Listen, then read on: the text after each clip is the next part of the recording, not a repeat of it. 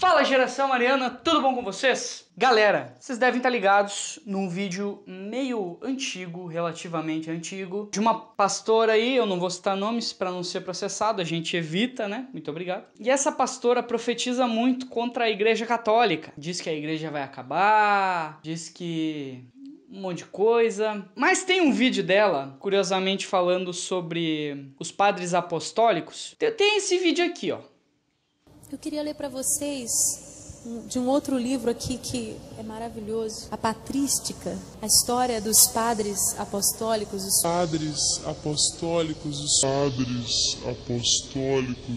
Qual é o problema disso? Você deve estar se perguntando. O vídeo de hoje existe só por esse problema e a gente vai ver quando? A gente vai ver daqui a pouco, depois da vinheta. Então, roda a vinheta.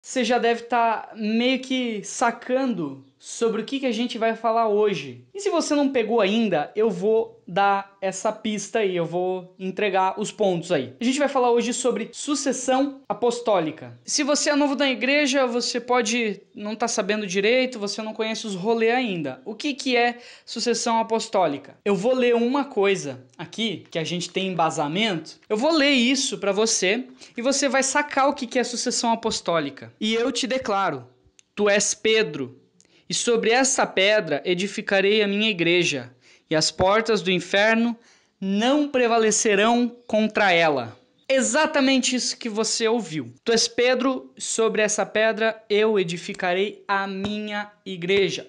Então, nós vamos falar hoje sobre a sucessão apostólica, a sucessão dos apóstolos. Claro, sobre a ordem que Jesus deu a Pedro de passar o bastão para frente, né?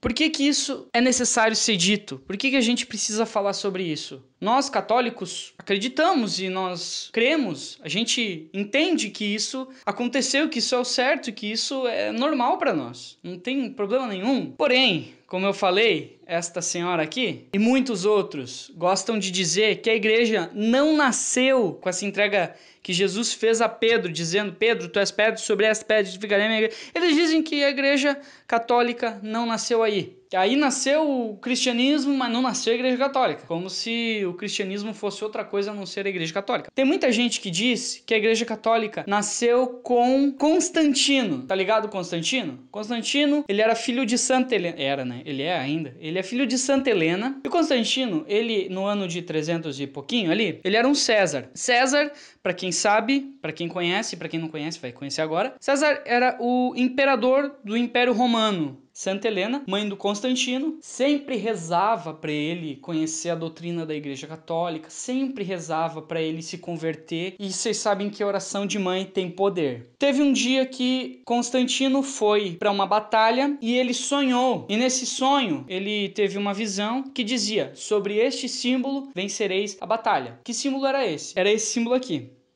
Todos conhecem ele. E ele viu uma bandeira, um estandarte, e ele decidiu pintar esse símbolo em todas as bandeiras do exército. O que aconteceu? O exército ganhou. Então, começou toda uma conversão do Constantino. Constantino, como era César, o imperador do Império Romano, transformou o catolicismo, o cristianismo, na igreja oficial do Império. O que isso quer dizer? Quer dizer que as pessoas podiam realizar o seu culto, podiam cultuar, podiam orar para Deus, podiam sair na rua e se identificar como cristãos, que elas não iam ser perseguidas, não iam ser pegas, não iam ser mortas. Foi um tempo de um pouco de alívio. Então, tem muita gente que pensam que a Igreja Católica nasceu aí, com Constantino. Mas não foi ali. Não foi ali. Eu tenho aqui o catecismo, a gente vai ler aqui. Por que existe sucessão apostólica? Lembrando que a sucessão é Jesus para Pedro, Pedro para, se eu não me engano, é Lino. Eu acho que é o Lino. E aí vai até chegar hoje em Francisco. E por que a sucessão apostólica, a sucessão dos apóstolos, ela é importante? Aqui no catecismo diz, ponto 76 do catecismo: a transmissão do evangelho, segundo a ordem do Senhor, fez-se de duas maneiras: oralmente, pelos apóstolos, que na pregação oral, por exemplos e instituições, transmitiram aquelas coisas que ou receberam das palavras, da convivência e das obras de Cristo, e aí são os 12 iniciais que estavam em contato com eles, ou aprenderam das sugestões do Espírito Santo, ou por escrito, como também por aqueles apóstolos e varões apostólicos que, sob inspiração do mesmo Espírito, puseram por escrito a mensagem da salvação. Então, quer dizer que, se não fosse a sucessão apostólica, São Lucas não teria escrito o Evangelho de São Lucas. Porque São Lucas não era um dos 12, ele não estava em contato com Jesus, ele era conhecido de São Paulo. E aí São Lucas nunca teria escrito o Evangelho, nunca teria escrito o Atos dos Apóstolos, que é a continuação do Evangelho de São Lucas, que foi só separado. Se não fosse a sucessão apostólica, basicamente a gente não teria igreja hoje, porque a gente não teria uma continuidade nas obras que foram feitas. Pensa assim, pensa que a sucessão apostólica é como se fosse a sucessão de prefeitos na sua cidade. Veio um prefeito antes que começou a fazer uma obra de melhoria do asfalto, melhoria das ruas na sua cidade. Vão aumentar a rua, vão colocar mais uma pista na rua, e o prefeito anterior começou a fazer isso. Se o prefeito seguinte que vier for do outro partido, ele nunca que vai terminar essa obra, porque as pessoas vão lembrar: olha, aquele prefeito lá começou essa obra aí, aquele prefeito lá começou a fazer esses negócios aí, e aquele prefeito lá foi um visionário, ele fez umas coisas muito boas para nossa cidade. É o que acontece. A sucessão apostólica serve para guardarmos conhecimento, tanto que diz aqui no ponto 77, para que o evangelho sempre se conservasse inalterado e vivo na igreja, os apóstolos deixaram como sucessores os bispos, e a eles transmitindo seu próprio encargo de magistério. Com efeito, a pregação apostólica, que é expressa de modo especial nos livros inspirados, devia conservar-se por uma sucessão contínua até a consumação dos tempos.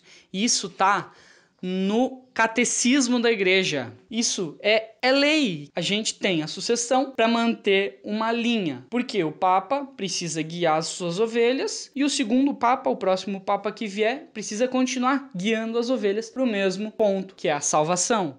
Galera, eu vou ficar por aqui. Então, eu vejo você na próxima. Valeu, falou, tchau!